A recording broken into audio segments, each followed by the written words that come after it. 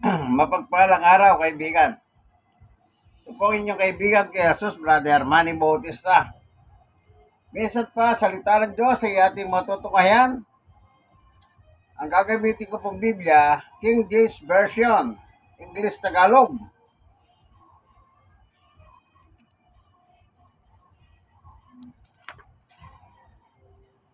Diglot. Diglot Bible. Ito, makulit ito eh. Kakakain lang. Yeah. Ano ba? Parang hindi na ano. Mag-aaral tayo, ano? Ngayon po ay araw ng linggo, Fiesta ng Santo Niño dito sa Tondo. Lahat ng siya merong Petro sa Santo Niño, maging sa Papit Kabisayan, sila po ay nagdiriwang. Makailang ka lang eh.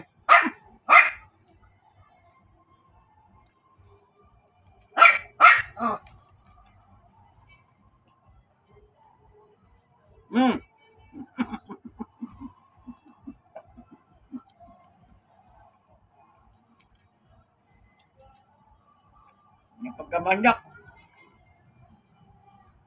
May pagkakibuloy. Alam niyo ba kibuloy ang manyak? May kaibigan na ito tiyates.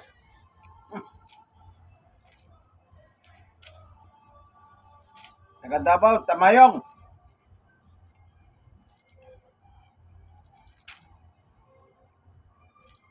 Bakit manyak? Eh, manyak talaga eh.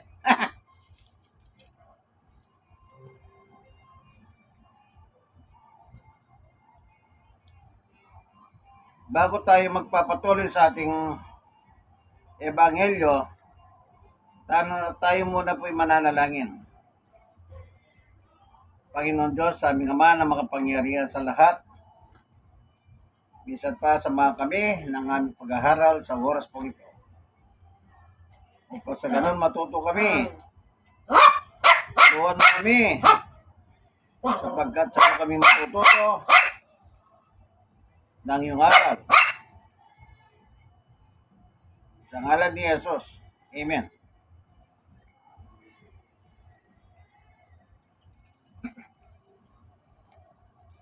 Mali. Pag-ayaw niya. Ayan. Tao to. Oh.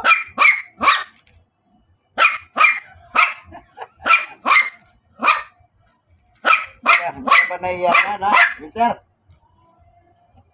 Nakakain eh. Kaya para siyang na-charge ng napakarami. O ano, ito. Anak ng wiwig na mga gasang ito. Ano na po siya nagbibinata na eh. 5 buwan going to 6 months. Kaya nga may pagkamanyak niya, kagaya ni Kibuloy na manyak. Apollo, Karyong, Kibuloy, manyak.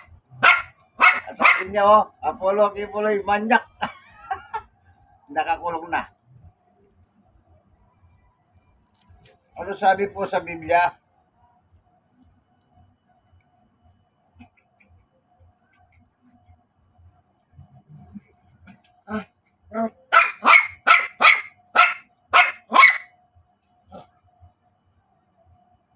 Meron nakalagay dito eh. Sa ibang Biblia. Sandali ano. Kuha natin yung isang Biblia. Itong Poemen, ang Biblia ng mga pastor. Ito po, sabi ng Panginoong Yesus sa Mateo 11:27, ibinigay na sa akin ang lahat ng Ama. Ibinigay na sa akin ng aking Ama ang lahat ng bagay. Walang nakakakilala sa anak kundi ang Ama. At walang nakakakilala kundi ang Ama, kundi ang anak. At ang pinili ng anak na pagpapahayagan niya. 28. Lumapit kayo sa akin, lahat kayong nahihirapan at bang nabibigatan sa inyong pasanin, at kayo bibigyan ko ng kapahingan. 29. Pasanin ninyo ang ang aking pamatok at matuto kayo sa akin. Yun. Ano ba? Matuto tayo sa Kanya. Matuto kayo sa akin sapagkat ako'y mahamo at mababang loob. Makakatagpo kayo sa akin ng kapahingahan. 30, madaling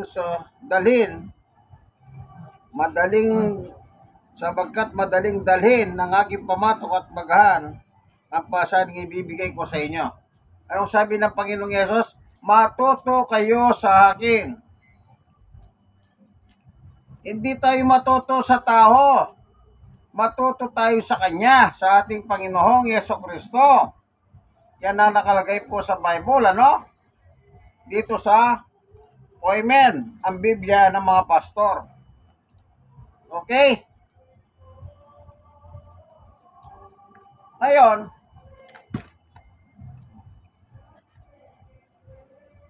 tingnan naman natin yung sulat dito sa Exodo chapter 20. Tandaan niyo po, si Jesus po anak ng Diyos. Ang aral ni Jesus galing po sa Diyos. Sa 1:12:49-50. Ano po? Kaya sinabi ni Jesus, matuto kayo sa akin. Ibig sabihin, matuto tayo sa Diyos. Kasi po si Jesus ay anak ng Diyos. Amen. Kaya ang problema, gusto ng mga reliyon matuto sa kanila, sa kanilang mga leader. Bakit ko nasabi? Isipin nyo, kung ano sinabi ng leader, yung sinusunod. Doktrina ng leader, yun ang sinusunod. Hindi po ganon. O, tingnan pa natin, ang sabi ni Jesus. Sa 1:17, ano pa sabi ni Jesus? Okay. Dito naman natin kukunin yan sa King James Version o Diglot. Ano naman sabi pa dito ng ating Panginoong Yesus? Makulit itong aso. Kaya sumusugod yung kalaban mo ron, no? Ito, 1:17 ay 1:17. Kung sino man tao ay mag-ibig, gumawa ng kanyang kalooban, ay nakikilala niya ang turo kung ito'y sa Diyos o kung ako'y nagsasalita na mula sa aking sarili. Sa English, if anyone man will do his will, he shall know of the doctrine, whether it be of God or whether I speak to myself. Yan. You know my doctrine, sabi ni Jesus. Yung doktrina, aral. Yung iba simba ng doktrina galing sa kanila. Sa ka nakakita, doktrina ka ng 27 doktrina. Yung iba naman, doktrina ka ng 32 doktrina. Oh. Lahat ng doktrinang yun, isasaksak sa utak mo, galing sa kanila yon. Eh bakit? Eh sila gumawa eh. Kailangan matuto tayo yung doktrina ng ating Panginoong Yesus na galing sa Diyos. Amen. Tignan nyo ha, baka sabihin nyo, hindi galing sa Diyos ang doktrina o turo ni Jesus. Basahin ko yung 1:12:49. Ano nakalagay?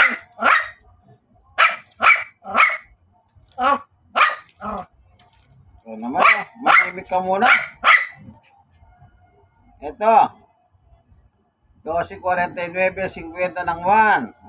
Sabi ni Jesus, sapagkat ako hindi nagsasalita na mula sa aking sarili, kundi ang Ama na sa akin ay nagsugo, siyang nagbigay sa akin ng utos kung ano ang dapat kong sabihin kung ano ang dapat kong salitain. Yun.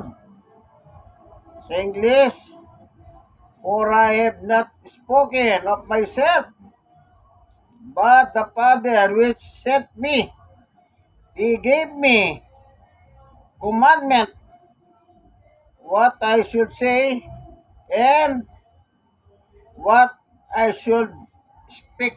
Yan. Yung aral, yung doktrina niya, galing po sa Diyos.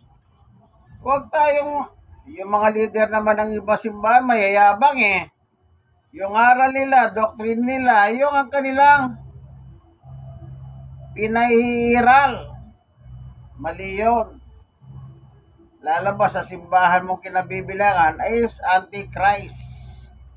Laban kay Kristo.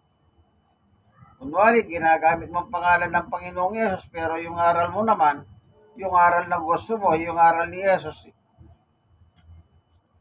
loko-loko eh. O kagaya ni Kibuloy, anong nangyari? Ayun, nakakulong na. Sukat ba naman niya, hariin niya yung tungkulin ni Yesus? Siya nagtalaga sa sarili niya, appointed son. Eh, sino nag-appoint sa kanya? Hindi siya. Oh. Tapos sasabihin niya, lahat ng kaluluwa ay akin. Hindi kayo makakapunda sa kingdom, kundi kayo dadaan sa akin. Oh. Papel ni Jesus yun eh. Sabi niya, I am the way, the truth, and the life. Sabi ni Jesus. Yun, inangkin din niya yun. Ayun, nakakulong na. Manyak kasi. Manyak. Gagaya dito nga so. mag binatilyo na kasi. Kaya, minamanyak-manyak. Okay. Matuto tayo. Kanino? Sabi ng Panginoong Yesus, matuto kayo sa akin. Yan ngayon. Dahil po araw ng linggo ngayon, piyesa ng nasa Santo Niño, dito sa Tondo, kain muna. Ito.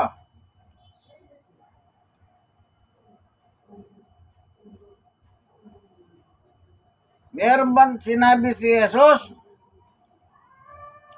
na ikawan nyo ko ribulto? At iparada ninyo ako? I-prosesyon ninyo ako? Yan. Meron po ba sinabi si Jesus ng ganyan? Wala. Pero bakit meron sila ribulto?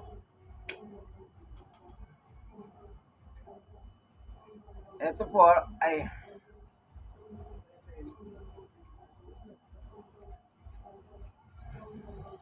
ito yung video ko kahapon doon sa parada ng Santo Niño.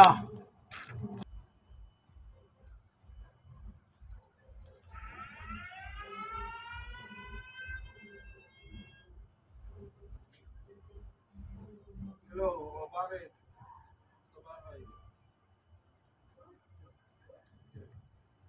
Ayan. Prosesyon po kahapon yan. Prosesyon ng Santo Niño. Masaya. Magastos. Oh.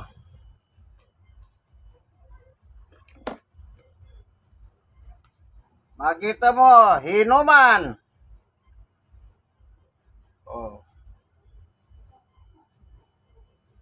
Sayawan, hindakan.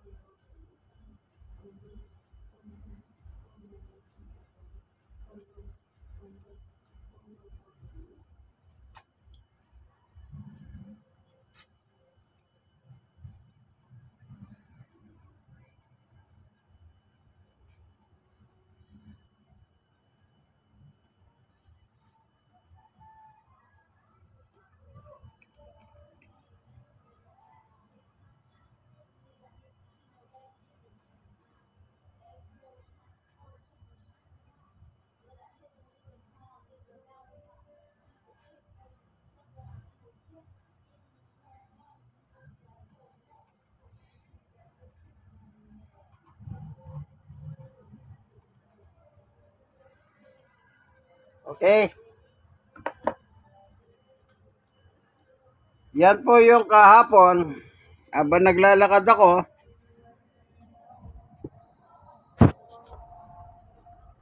ayan, nakasalubong ko po yung posisyon ng Santo Niño. Talagang traffic. Walang madahalan yung mga sasakyan. Perwisyo. Sabi ko dyan, perwisyo. Naturingan may pulis, hindi sila nagtatraffic. Dapat sana yung pulis doon sa highway, pag nakita nilang marami ng mga sasakyan, hinto muna yung parada. Ayan muna lumusot yung mga sasakyan. Hindi. Hanggat hindi matapos yung parada, kawawang mga driver. Kawawa. Mga jeepney, tricycle, truck.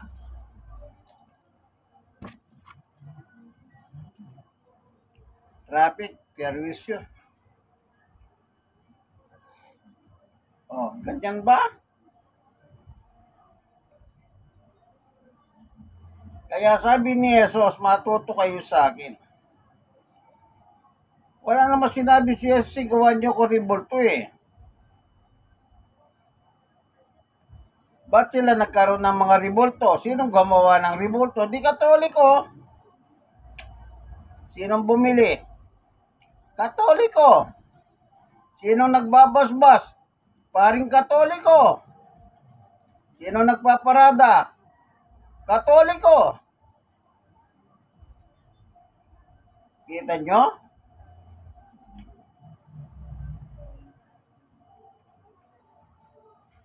Wala naman sinabi si Jesus, sigawan nyo ko ribulto. Ngayon, nasabi ng Diyos, tignan natin.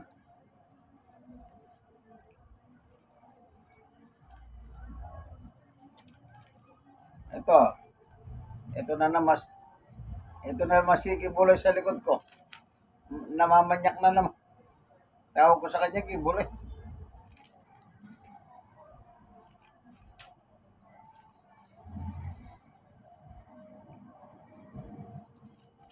Anong sabi ng Diyos? Kaya walang utos si Jesus na gumawa kayo ribulto ko kasi ang utos ng Diyos ay ganito.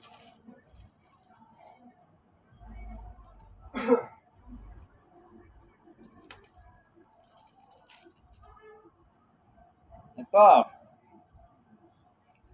Chapter 20 ng Exodus. Exodus chapter 20 verse 4.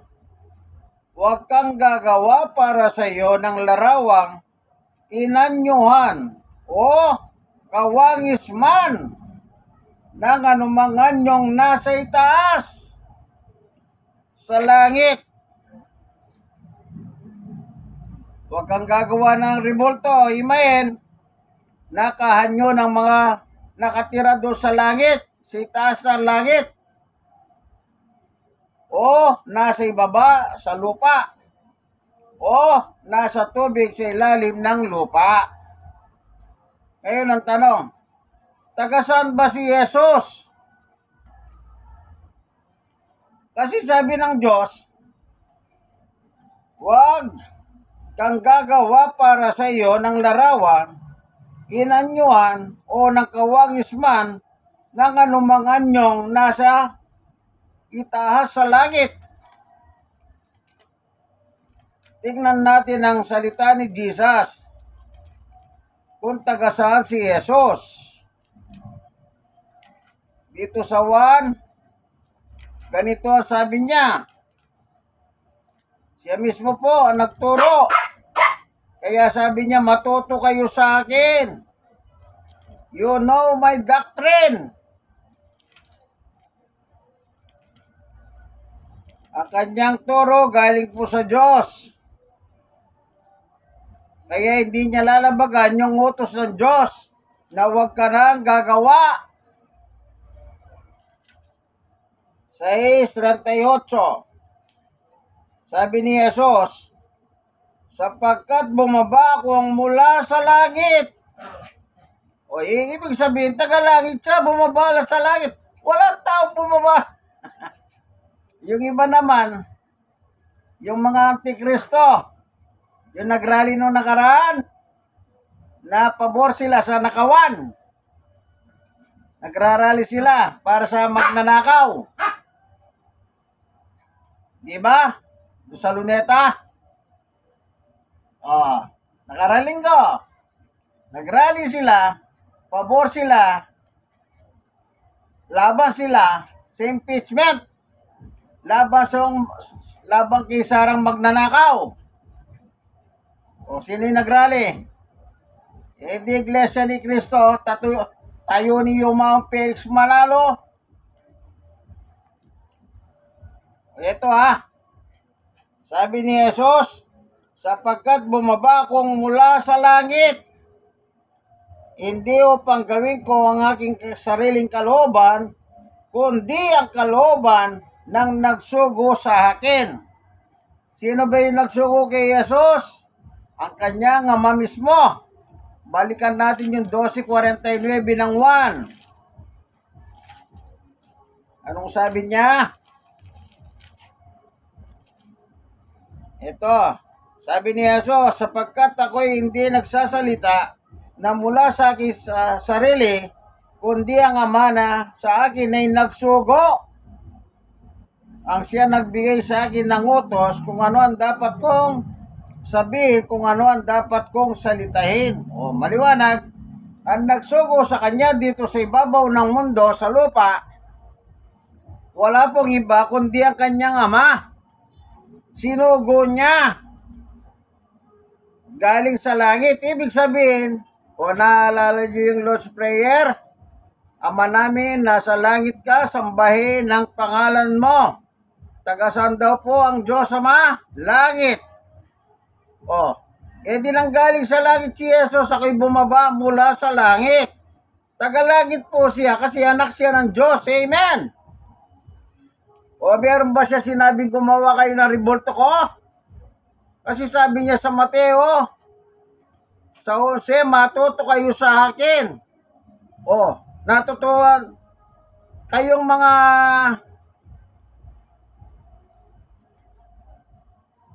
nagdidiwang ng Santo Niño at saka yung Nazareno nakaraan ng Quiapo. Natuto ba kayo kay Jesus? Kung natuto kayo sa kanya, meron ba sinabi, gawa niyo ko revolto? Isang matanda, isang bata? Tawagin niyo ninyo, tawagin niyo Nazareno? Wala. Ibig sabihin ng Santo Niño o Niño, bata.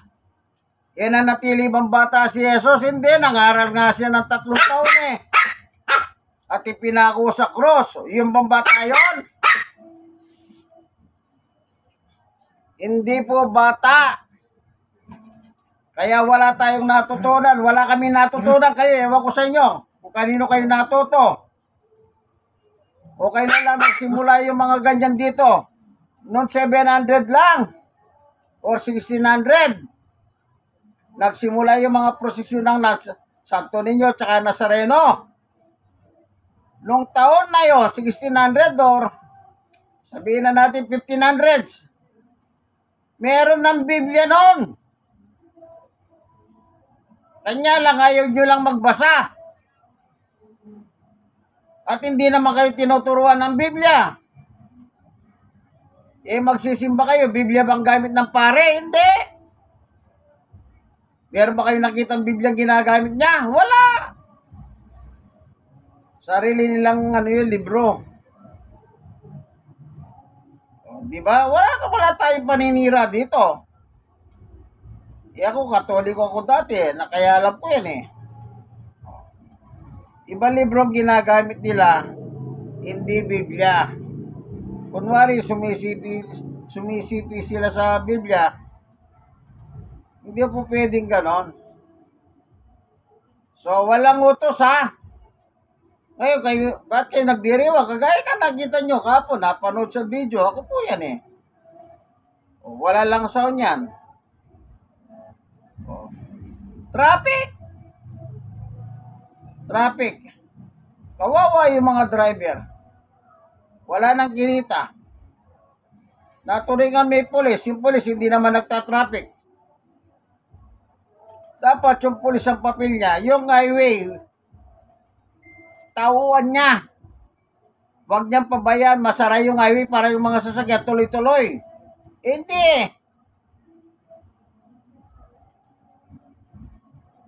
Eh ayun, kawawa yung mga driver. Dapat sila na kung anong oras nakatanga doon. Wala naman lang magagawa. Di, anong dadahanan mo, puro tao. Pati nga ako kahapon, hindi na ako nasundo ng service ko eh. Sabi niya, hindi na kita nasundo, wala na akong dadahanan. Meron kasi akong service na tricycle. Kada Sabado. Inatid lang ako, hindi na ako nasundo ng pauwi. Naglakad ako.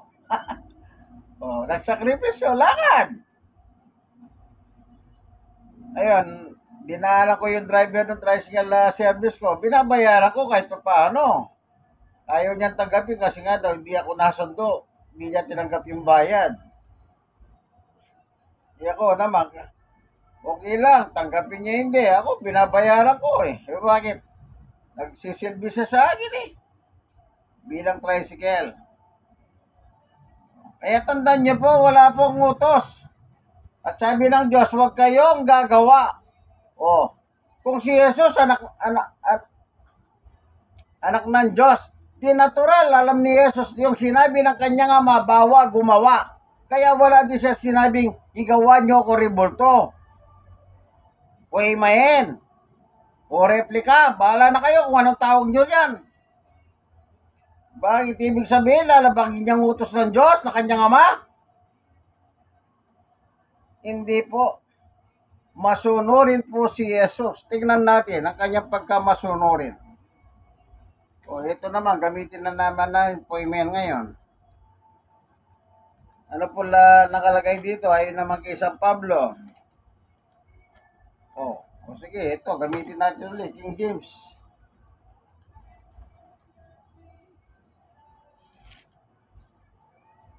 Ano nakalagay? Tsaka lang. Marami naman kayo matututunan eh.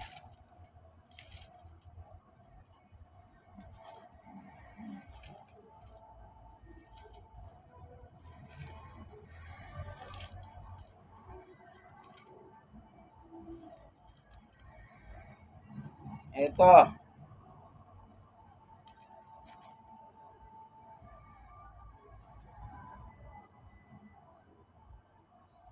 Pilipos 2:5. Magkaroon kayo sa inyong pag-iisip na ito'y kay Kristo Jesus din naman. 6. Na siya ay bagamat nasa anyong Diyos, ay hindi siya inaring isang bagay na nararapat parangnan ang pagkapantay niya sa Diyos. 7. Kundi po sa niyang inubad ito at naganyong alipin at nakitulad sa mga tao. 8. Palibas ay nasumpungan sa anyong tao. Siya'y nagpakababa sa kanya sarili na nagmasunurin hanggang kamatayan. Sa kamatayan sa krus. Kita nyo? Naging masunurin po siya sa Diyos hanggang sa kamatayan sa krus. Kaya yung utos ng Diyos, huwag kayong gagawa ng imayen. Alam ni Jesus yun, kaya wala din siyang inutos na gumawa kayo ng ribulto o imayen na gaya niya. Kaya sabi ng Diyos, huwag kayong gagawa ng anumang anyong nasa langit. Nasa tagasamba si Jesus, tagalangit eh. Di, nilabag niyo yung utos ng Diyos, di kalaban niyo kayo ng Diyos. Anong tawag dyan? Blasphemy! Blasphemous! Nilalabanan niyo po ang Diyos. Akala niyo ba mabuti yan?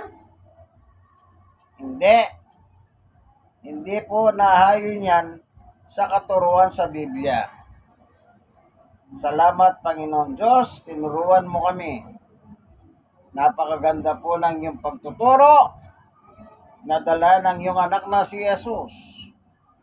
Salamat po. Binusog mo kami sa pagkain pangkaluluwa. Salamat. Ito po ang aking kahilingan sa ngalan ng Panginoong Yesus. Amen. Kaibigan, ito po ang inyong kaibigan kay Jesus, Brother Manny Bautista. In Christ alone. Like. Share na share. Kayo mga na-share, mag-share din kayo sa iba.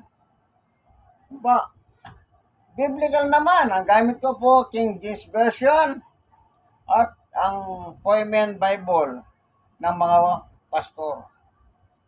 Kung meron kayong ganyang Biblia, sundan nyo po yung mga binasa ko. Wala pong labis, walang kulang. Sige, hanggang dito na lamang kaibigan. Bawal po yan yung revolto na yan. Revolto, may bawal yan. Huwag nyo na po pangatwiranan yan. Wala kayong kakakatwiran sa Diyos. Sabi ng Diyos, huwag. Yung salita lang po huwag. Tinutusan na tayo eh. Tapos gagawa ka pa. Di po? Sana marami kayong natutunan, ayon sa ginamit kong Biblia. God bless us all. Bye-bye.